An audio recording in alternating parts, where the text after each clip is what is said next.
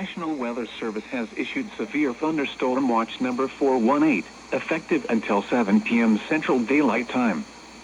This watch includes the following counties in Alabama: Jackson, Lawrence, Limestone, Madison, Marshall, and Morgan. Remember, a severe thunderstorm watch means the conditions are favorable for the development of severe weather, including large hail and damaging winds, in and close to the watch area.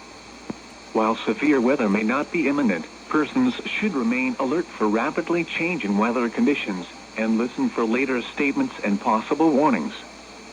Stay tuned to NOAA weather radio, commercial radio and television outlets, or internet sources for the latest severe weather information.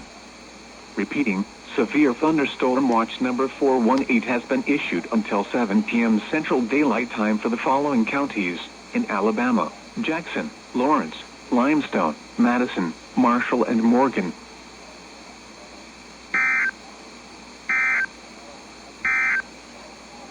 The Metro